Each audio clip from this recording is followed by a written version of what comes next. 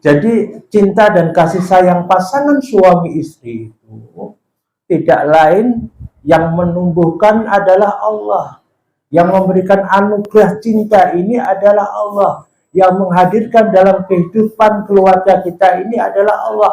Tanpa adanya pertolongan Allah, kedua pasangan suami istri itu tidak akan mungkin bisa mengukir kecintaan dan kasih sayang dalam kehidupan rumah tangganya sepanjang usia. Assalamualaikum warahmatullahi wabarakatuh. Alhamdulillahilladzi ja'ala taqwa libasas sholihin. Ahmadu subhanahu wa ta'ala hamdan tinfa'un sikil yakin. Asyhadu an la ilaha illallah wahdahu la syarika lahu malikul haqqul mubin. Asyhadu anna Muhammadan abduhu wa rasuluhu khatamul anbiya'il mursalin. Allahumma salli ala Muhammadin wa ala alihi wa sahbihi tabi'in ila yaumil. Wa qala ta'ala fi kitabil karim ya ayyuhan nasu taqu rabbakum alladzi khalaqakum min nafsin wahidah wa khalaqa minha zawjaha wa bassa minhuma rijalan katsiran wa nisaa wa taqullu tasaaluna bihi wal arham inna wa kana 'alaykum raqiba. Wa qala sallallahu alaihi wasallam bila khasya kunta wa fi sayyatal hasanatan tamhuha wa qabli nasa bi khuluqin hasan. Rabbi shrah li sadri wa yassir li amri wa kalam bi lisani yaqulu qawli. Allahumma la sahla illa ma ja'altahu sahla wa anta taj'alul hasanata idza syi'ta sahla. Allahumma inna nas'aluka ilman nafi'a wa rizqan thayyiban wa amalan mutaqabbalan. Allahumma inna nas'aluka ilman nafi'a wa rizqan wasi'a wa sifatan min kulli da'. Allahumma arinal haqqa haqqan warzuqna ittiba'ah wa aril batila batila warzuqna ijtinabah. Ikhwatal iman, Bapak Ibu yang dirahmati Allah Subhanahu wa taala. Tidak henti-hentinya kita mensyukuri nikmat Allah yang sangat agung, yang sangat mulia, berkenaan dengan nikmat iman, nikmat Islam. Tentu saja kehadiran kita di majelis ini adalah dalam rangka merawat iman. Sebagaimana perintah Nabi, jadidu dinakum, jadidu imanakum. Perbauilah din kalian, perbauilah iman kalian. Ini penting untuk kita syukuri agar di majelis seperti ini kita bisa merasakan kenikmatan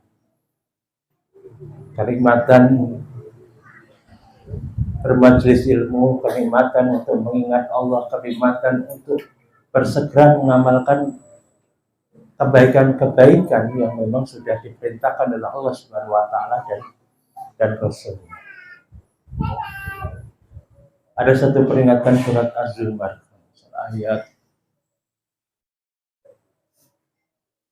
ayat 22.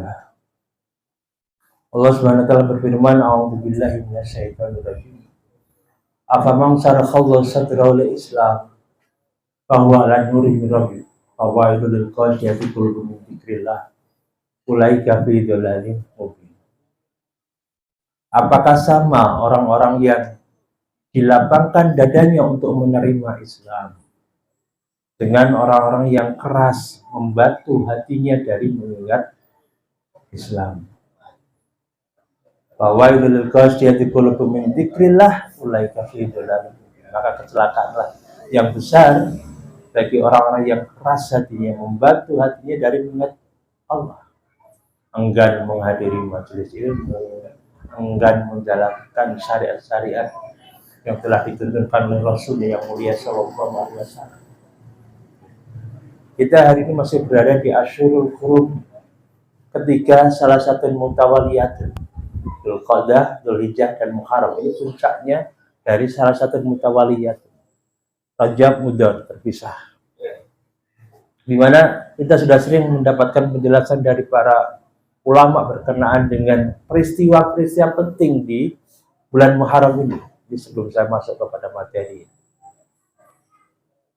peristiwa-peristiwa penting itu diantaranya adalah diterimanya pertaubatan dari Nabi Adam alaihissalam bersama ibunda Sayyidati Hawa dengan doa yang sangat masyhur, Rabbana dzalamna anfusana wa illam taghfir lana wa tarhamna lan kunna minal khosirin. Peristiwa penting yang lainnya adalah berkenaan dengan dibebaskannya Nabi Yunus alaihissalam yang dikeluarkan dari perangkap ikan dengan zikir yang sangat masyhur juga, la ilaha illa anta subhanaka inni kuntu minadz dzalimin. Maka pesan pentingnya di bulan Muharram perbanyak istighfar. Gimana Pak istighfarnya? Bukan istighfar enggak ya? Ya bisa pilih yang biasa dilazimi oleh Nabi Adam yang bersujud selama 40 tahun dengan zikir Rabbana dzalamna anfusana ila akhir itu, atau Nabi Yunus, atau astagfirullahaladzim wa atubu ilaih. Kan banyak sekali istighfar ini akan melapangkan jalan kita, perjalanan hidup kita itu sangat butuh kepada istighfar. Saya ada satu kisah yang bagi saya sangat berkesan. Seseorang mungkin tidak perlu saya sebutkan namanya. Dia pernah cerita begini. Beliau ini seringkali menghantarkan Ustadz Abdullah Sungkar rahimahullah ta'ala. Satu hal yang ajib bagi beliau ketika mengantarkan beliau, kebiasaan beliau itu adalah ketika naik mobil bawa haji putih diletakkan di dashboard. Kalau matanya masih terbuka, yang keluar dari lisannya adalah astagfirullah. Selain itu adalah artinya tidur berarti. Bangun langsung astagfirullah. Yang ajib kata beliau, ya pengawalnya beliau ini adalah dia seringkali membawa kendaraan dengan kecepatan tinggi dan terkadang beberapa kali dalam keadaan sedang bermimpi. Kata beliau, kalau orang bermimpi sudah pasti tidur. Orang tidur belum tentu bermimpi. Dia mengatakan, saya yakin ini karena orang yang saya bawa, bukan karena amal-amal saya. Satu contoh nyata aja. Artinya banyak sekali keutamaan istighfar ini. Maka jangan pernah kita tinggalkan, lebih-lebih di bulan Muharram. Ikhwatal iman wa Allah subhanahu wa ta'ala. Bentuk cinta Allah kepada kita adalah diantaranya dihadirkannya kita di majelis ini. Sebelum kita berbicara tentang cinta manusia, penting kita pahami bahwasanya cinta terbesar kita kepada pasangan hidup kita itu tidak bisa tidak, melainkan harus dikarenakan Allah subhanahu wa ta'ala. Bukan sekedar hub, bukan sekedar cinta jasmani, tetapi mawaddah warahmah. Jadi setelah beberapa waktu yang lalu kita bahas tentang litas kunu ilaiha, kita melanjutkan ke waja'ala bainakum mawaddatan warahmah. Jadi cinta dan kasih sayang pasangan suami istri itu tidak lain, yang menumbuhkan adalah Allah. Yang memberikan anugerah cinta ini adalah Allah. Yang menghadirkan dalam kehidupan keluarga kita ini adalah Allah. Tanpa adanya pertolongan Allah, kedua pasangan suami istri itu tidak akan mungkin bisa mengukir kecintaan dan kasih sayang dalam kehidupan rumah tangganya sepanjang usia. Jadi cintanya seorang suami kepada istri, cintanya istri kepada suami hendaknya dibangun atas dasar membangun hubungan kedekatan dengan Allah Subhanahu wa ta'ala. Ini prinsip paling mendasar kalau kita ingin mengawetkan cinta. Karena judul pembahasan kita ini adalah seni mengawetkan cinta pasutri. Sampai kepada alasan apakah sebuah pernikahan itu akan tetap dipertahankan atau sampai kemudian diakhiri adalah apakah bersama pasangan hidup kita ini tetap ada harapan untuk semakin baik hubungan kedekatannya dengan Allah, artinya semakin bertakwa, atau yang ada dan tersisa adalah permusuhan dan dosa. Ya. Ini yang barangkali sedang diuji dengan problem keluarga dan rumah tangga yang sampai sengit. Cuman saya sarankan di Asyurul Hurum gencatan senjata, ya. Asyurul Hurum itu di bulan mulia ini jangan tengkar. Wong kita mendolimi diri sendiri saja nggak boleh, apalagi mendolimi orang lain, apalagi mendolimi pasangan hidup kita sendiri, apalagi mendolimi orang tua kita, apalagi mendolimi anak-anak kita. Ya. Dzalika dinul qayyim. Ya.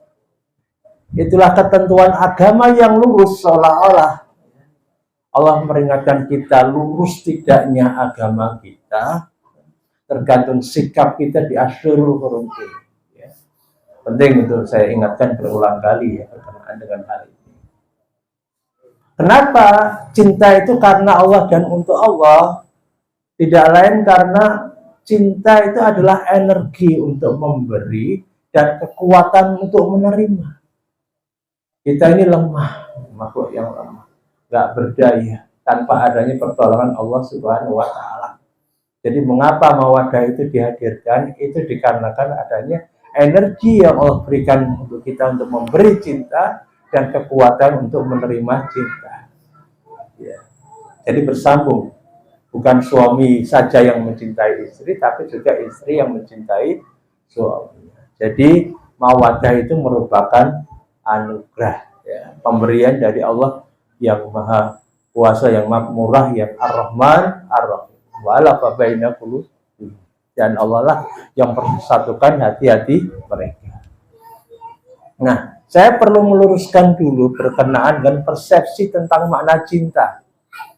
Karena makna cinta hari ini sudah diubah oleh para biduanita dan artis-artis sinetron, sehingga cinta itu adalah idealisme yang sebagaimana dipertontonkan mereka, yang berisikan hati yang bergetar rasanya, berdebu-debu, berdegup dada kencang, ya, ketika berjumpa dengannya, ya, menggebu-gebu, menyala-nyala, ya, seperti itu kan, kalau dibahasakan kira-kira seperti itu.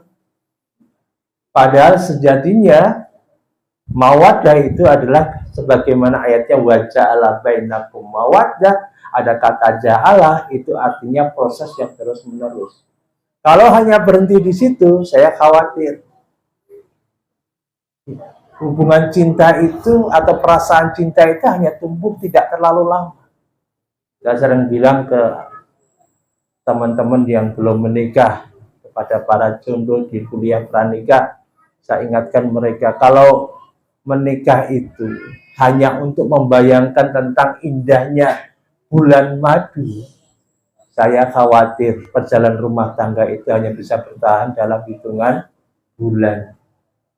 Kalau para jomblo itu berpikir menunda untuk menikah, dikarenakan membayangkan beratnya menanggung beban memberikan nafkah kepada wanita yang dinikahinya, dari memulai memberikan sandang, pangan, dan papan, nunggu punya rumah dulu, saya khawatir sepanjang itu nggak jadi nikah. Ya. Berapa banyak yang nikah langsung punya rumah, Pak, ya. Sebagian kita rata-rata ya ngontrak dulu, ya di mes dulu kan gitu. Kalau nunggu mapan semuanya nggak akan pernah nikah. Jadi ini perlu diluruskan. Ada lagi anggapan bahwasannya cinta itu adalah memberi dan menerima, tak ubahnya transaksi untung rugi. Saya akan melakukan begitu kalau kamu begini. Saya akan berbuat sedemikian kalau kamu berlaku demikian.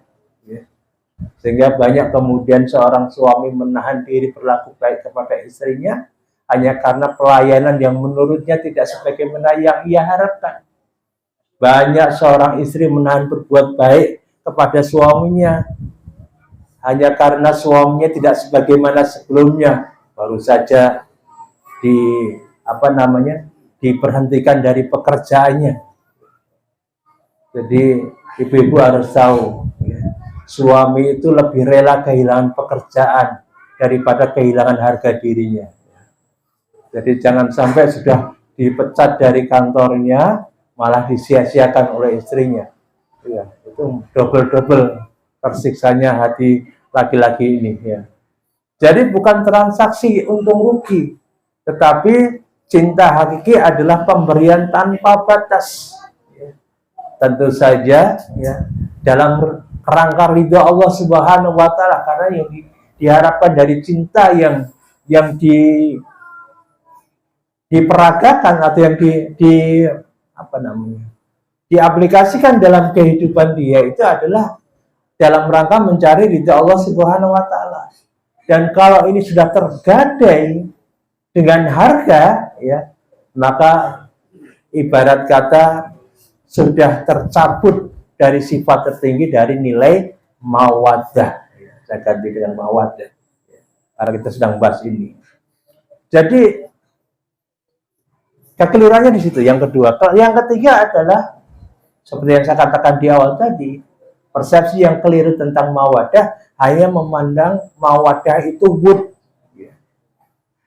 Jadi cinta yang membakar, bergelora, menggebu-gebu, menyala-nyala, mengisi hidup dan ruang waktu, membuat bersemangat, bergairah, iya, tapi tidak berhenti di situ. Beda model cintanya usia 40 tahun, apalagi 50 tahun, apalagi 60 tahun, bentuknya sudah berbeda. Ya, bahwasanya mawaddah itu adalah wud, berasal dari kata al-wuddah, perasaan ingin dekat, perasaan ingin nempel, perasaan ingin senantiasa bersama.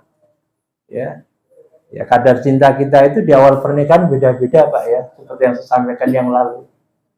Ada yang tipenya Witing Tresno, Jalaran Saka Kulino, itu pelan tapi pasti nambah gitu ya.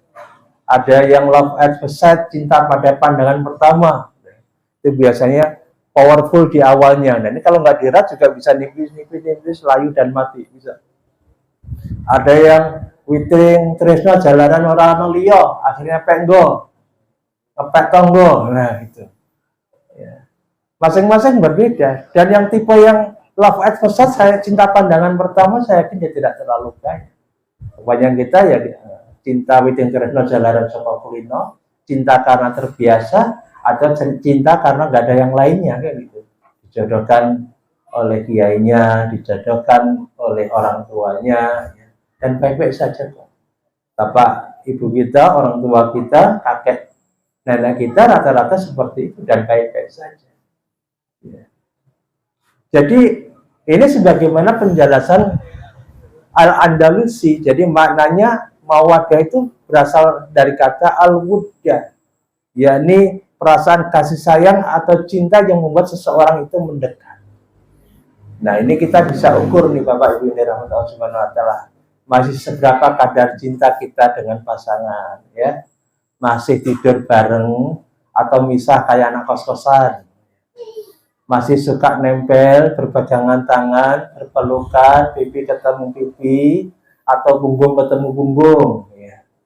Kalau jalan digandeng, digendong, atau didorong, ya. Apalagi ya, masih suka bahasa Jawa Timuran abah saya itu depot, makan bareng di restoran berdua, gitu loh. Ya. Atau mungkin jalan bareng di alun-alun yang murah meriah, ya. Kemudian mampir beli nasi liwet, gitu loh. Artinya apa? Masih sering berkegiatan bersama, ya. Termasuk hal-hal kecil yang dilakukan para suami bu ya, misalkan tahu-tahu dari belakang ditepuk, nah, gitu. Dicubit pinggangnya, ya, dipegang pipinya, ditarik hidungnya, ya, dicubit-cubit kecil, ya, disenggol-senggol itu, ya, itu tandanya masih ada perasaan mawaddah. Perasaan senantiasa ingin menempel, tidak ingin dipisahkan. Karena perasaan cinta yang seperti inilah yang namanya unta betina menyusui bayinya, yang namanya seorang ibu menyusui anaknya, yang namanya burung membuat sarang untuk keluarganya atau untuk anak-anaknya dan seterusnya. Ada penjelasan lain berkenaan dengan mawaddah itu sebagaimana yang disampaikan oleh Al-Imam Hasan Al-Basri rahimahullah ta'ala, bahwasanya mawaddah itu adalah metamorfosa hubungan pasangan suami istri. Jadi ibarat kata rumah tangga itu adalah mesin, maka mawaddah ini atau cinta ini sebagai dinamonya, pendorongnya. Jadi kekuatan cinta itu kita butuhkan sampai nanti berubah bentuk menjadi rahmah, Pak, ya. Perasaan ingin dekat. Maka kalau ketika sudah mulai berjauhan, mulailah untuk mendekat. Dan sampai kemudian perasaan mawaddah itu layu sampai kemudian mati, sangat mungkin. Hal yang sederhana yang penting sering dilakukan, mungkin kalau lama kok perasaan kok kalau dekat kurang nyambung atau gimana, coba sekali waktu Bapak tatap wajah Ibu, ya, dipandang dalam-dalam, mesti riko. Apa tau Bapak? Oh aneh-aneh, ora tau nomai gitu, paling gitu ya. Apalagi kalau kita cermati betul, ya, kedua bola matanya mungkin ada pesan di situ. Pak berasen teh, Pak SPP rum digayar, siapa tahu kan gitu loh. Ada pesan biasanya di kelopak bening matanya Ibu itu. Ya. Karena kita jarang menatap wajah pasangan itu, karena kita nggak tahu kegelisahan hatinya, kerisauan dan kebingungan perasaannya, ya. Apa yang berkecamuk di pikirannya, karena apa? Kita jarang menatap wajah pasangan. Padahal 5 hal di antara pandangan yang berpahala itu adalah pandangan seorang suami kepada istrinya. Selain pandangan kita kepada Ka'bah, bukan lihat gambar Ka'bah ya, lihat Ka'bah ya. Kemudian kita melihat wajah orang tua kita, melihat wajah guru kita, orang alim, orang saleh, memandang mushaf, ayat-ayat Allah, itu semua berpahala. Baik ayat-ayat Allah yang tertera dalam mushaf yang kita baca, maupun ayat-ayat Allah yang berwujud pasangan hidup kita, itu kita memandangnya bernilai pahala. Jadi kok kalau nyawang bojone kok ora senengane nyawang liyane itu mesti gitu loh. Ada seorang syekh ditanya, ya syekh, saya sudah modali istri saya belanjakan berbagai macam kosmetika, saya ajak dia ke salon, dan tidak sedikit uang yang saya keluarkan untuk dandani dia, tapi kenapa dia tidak kunjung menjadi cantik seperti dulu lagi?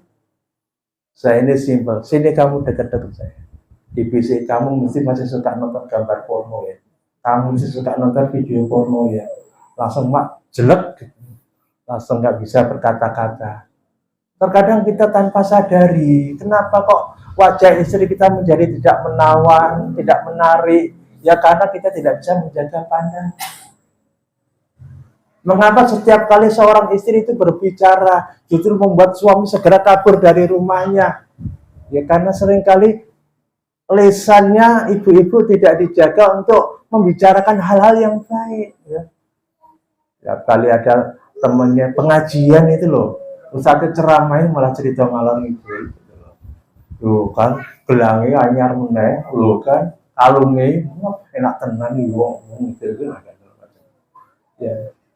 Jadi kelemahan wanita itu adalah di lisannya, kelemahan para bapak itu adalah di pandangan matanya. Ini yang penting untuk dijaga. Selain tentu saja penjagaan-penjagaan yang lainnya. Kemudian Imam Ibnu Katsir memberikan keterangan tentang makna mawaddah itu adalah al-mahabbah, ya. Al-mahabbah. Sementara penjelasan yang lain dari sahabat Ibnu Abbas radhiyallahu anhu, mawaddah itu adalah cinta seorang suami kepada istrinya, sedangkan rahmah itu adalah kasih sayang suami kepada istrinya agar istrinya tidak ditimpa keburukan. Jadi artinya apa? Yang namanya mawaddah itu terus berproses, butuh latihan. Seperti yang sering saya gambarkan itu, mawaddah itu adalah mawaddah atau cinta itu sebagaimana benteng yang tersusun batu batanya dari peristiwa harian. Perilaku-perilaku yang menyamankan itulah yang akan menjadi benteng yang bernama mawaddah. Benteng yang kokoh dan mulia serta terjaga, itu adalah dari peristiwa harian, ya. Maka bersyukurlah kalau misalkan kita pulang terlambat nih Pak, biasanya jam 5 sudah sampai di rumah, jam 6 kok belum sampai, kemudian istri ngebel, ya gimana toh ya kok belum pulang, itu tandanya mawaddah. Berarti istri itu masih menunggu kedatangan kita, berharap-harap kita segera pulang, ya. Tapi kalau sudah nggak digagas, nah itu tanda-tanda itu ya, perlu jadi perhatian tersendiri gitu. Ada apa sebenarnya? Wong ditinggal suwe-suwe kok malah seneng, malah alhamdulillah kamu mulai sisan apa-apa, paling mulai nganggo duit. Nah ini masalah itu. Jadi ada perasaan kerinduan untuk segera bertemu, ya, seolah-olah lama nggak jumpa kayak gitu. Perasaan seperti itu ada, ya. Sehingga mawaddah itu butuh yang namanya proses ilmu latihan dan keterampilan. Ya. Dan namanya mawaddah itu tumbuh seberapapun kadarnya itu bisa bertumbuh, ya. Ya. Sama halnya sebenarnya kan gini, rezeki kita ini kan beda-beda Pak ya. Rezeki itu kita beda-beda. Ada orang yang mungkin di kantornya ya setiap bulan menerima gaji 10 juta. Dua orang sama-sama terima uang 10 juta. Yang satu di tengah bulan sudah habis, ada. Yang satu di akhir bulan itu masih menyisakan 3 juta yang disimpan di BMT Arafah. Bukan promosi Pak ya. Di BMT Arafah yang saya tahu kan BMT Arafah yang aman.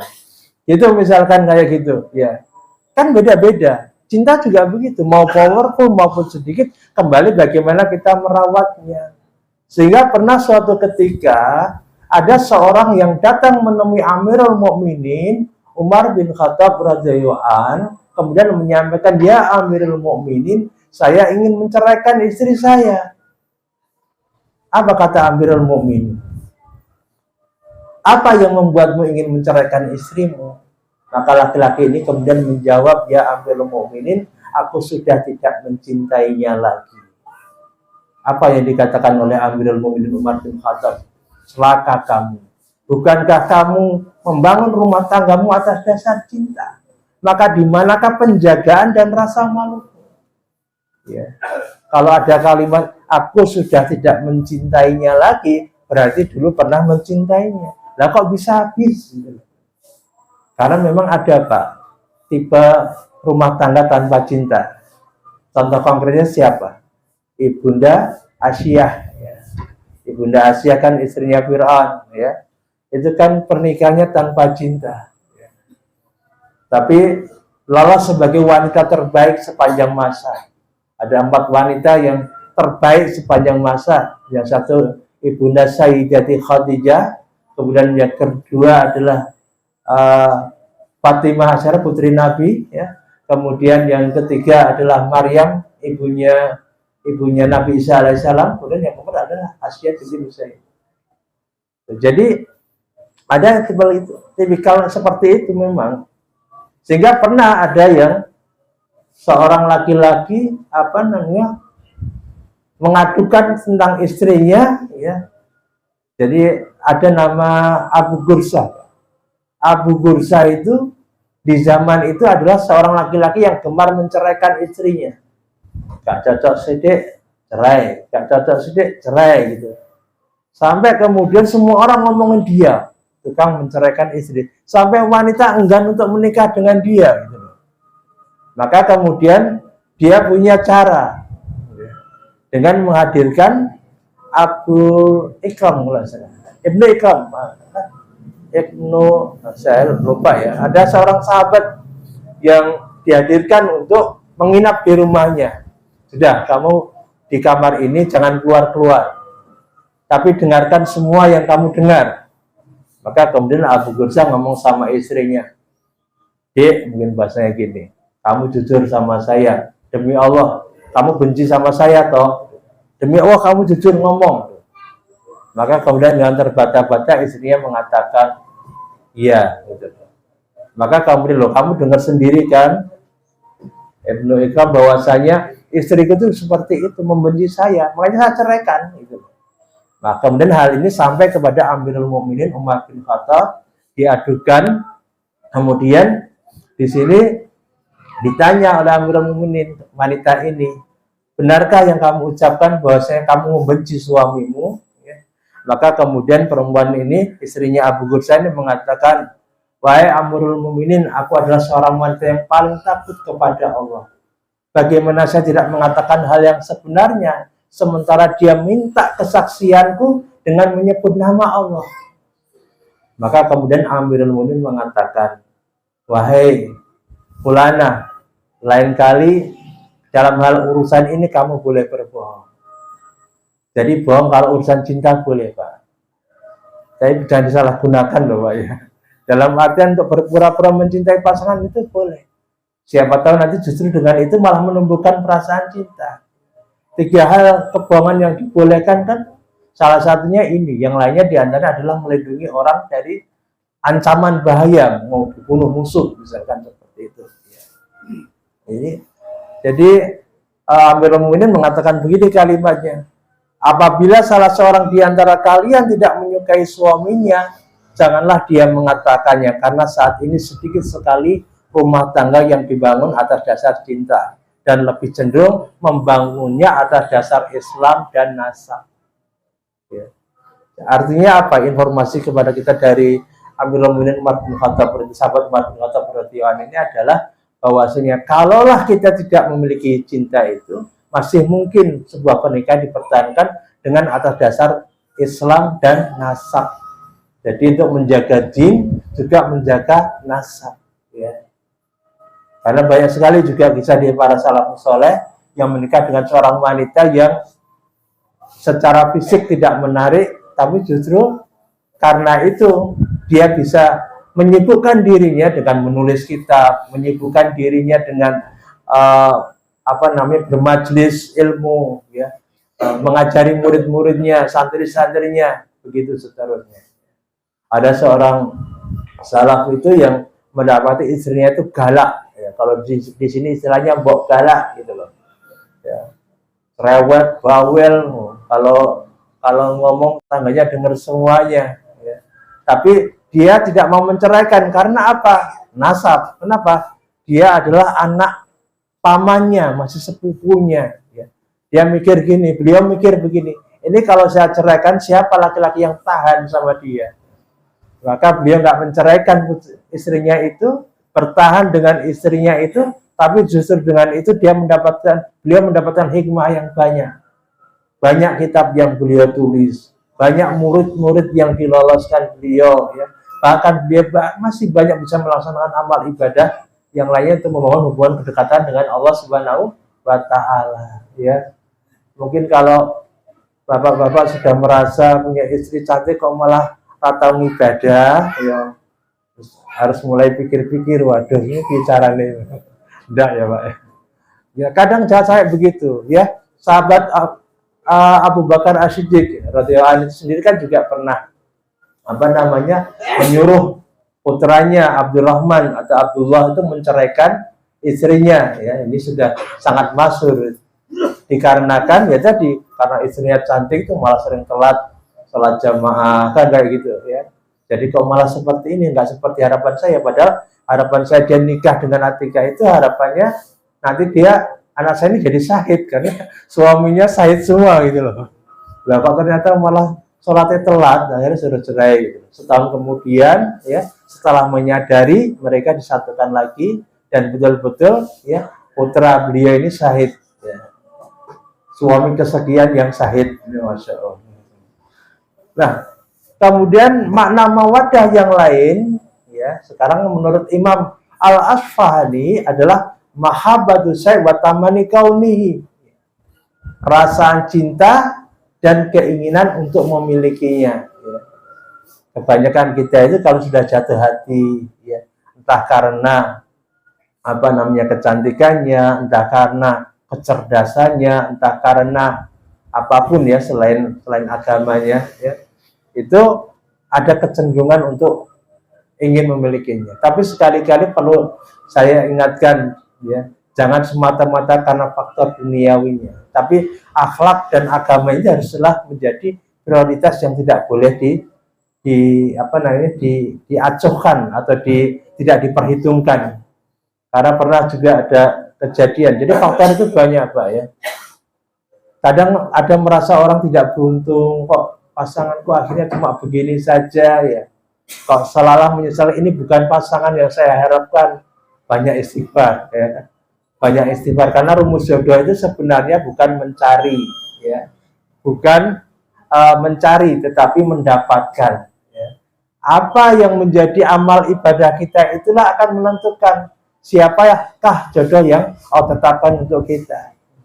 Ada kejadian seorang laki-laki gagah perlente, ini kisah nyata, ya. Aktivis kampus, ya. IPK-nya tinggi, ya. Pandai retorika, ya. Pandai berceramah. Maka ketika dia datang kepada seorang gadis untuk menikahinya, semua kawan-kawannya bilang, wis mbak tomponen mbak, wis beruntung sampean, ya, nikah dengan dia, ya. Sayangnya 3 bulan kemudian si Ahwati datang kepada seorang ustadz, ya, saya dipukulin suami saya, ya. Dipukul, ditendang, gitu. Ternyata suami yang ganteng, gagah, pinter, ya, yang IPK-nya paling tinggi di kampusnya ini tukang pukul. Sampai kemudian 1 tahun kemudian dia sudah nggak tahan lagi, karena sampai, mohon maaf, dijedotin kepalanya itu sampai kemudian mulutnya berdarah. Maka dia mengajukan gugatan cerai. Usut punya usut, ternyata laki-laki ini dibesarkan dari keluarga yang tadi mempertontonkan suami dan istri bertengkar sampai kemudian pukul-pukulan, bukan istri yang dipukul, tapi pukul-pukulan. Hati-hati, banyak sekali anak-anak itu yang baik, lulusan pesantren, kok jadi seperti itu karena punya luka kepengasuhan, ya, karena punya hutang kepengasuhan. Bisa juga diantaranya adalah karena tidak disusui ibunya secara sempurna. 2 tahun Pak, ya. Bahkan seandainya, mohon maaf, ya, ini masjid, ya, istri kita hanya mampu menyusui 1 tahun, tapi berikan kesempatan anak kita untuk bermain dengan ibunya, dengan mamanya. Paham maksud saya, ya? Biarkan tetap main meskipun sudah tidak keluar ASI-nya, gitu, ya. Kalau misalkan mau dicarikan ibu susuan boleh, ya, tapi menyusui Pak, ya, bukan memindahkan air susu. Nggak sama itu, ya. Kan kadang juga ada, mohon maaf, ibu-ibu yang punya karir kadang nggak sempat menyusui, kemudian disedot, kemudian dicur gitu kayak jamu, itu bukan menyusui. Karena menyusui itu ada dekapan hangat, tatapan mata, doa yang terucap, ya, kemudian lisan yang berbicara, dan itu kerap membuat wajah mamanya itu keramat di mata anaknya. Ini penting saya sampaikan di mana-mana, saya ulang-ulang hal ini karena banyak sekali cacat atau luka pengasuhan itu hari ini bermula dari kepengasuhan yang ada hutang kepengasuhan atau ada luka kepengasuhan, ya. Kemarin tadi ada yang tanya di grup pada saya, Ustadz, gimana hukumnya tentang donor ASI? Ya, saya tidak menyarankan donor ASI, tapi kalau ibu yang menyusui, donor ibu yang menyusui silakan, ya. Kalau donor ASI nggak kacek, udah taruh sama saja itu ngasih air susu formula sama aja, karena dicur gitu loh, bukan disusui gitu loh, ya. Oh, paham ya Pak, ya? Ya. Malah mesam-mesum gitu Pak. Ya seperti itu maksud saya, ya. Jadi ini terkait sudah waktu Isya, ya. Jadi sebenarnya masih banyak berkenaan dengan membahas tentang mawadah ini, karena waktu juga saya pikir sampai di sini, sampai kepada penjelasan dari Imam Al-Asfahani bahwa saya makna mawadah adalah mahabbatus syai' wa tamani kauni. Kurang lebihnya saya mohon maaf dan beristighfar kepada Allah. Mohon maaf apabila ada kalimat-kalimat yang kurang berkenan. Aku lu kalau jasa berolahim liwalakum syarat muslim muslimat astagfirullahaladzim. Assalamualaikum warahmatullahi wabarakatuh.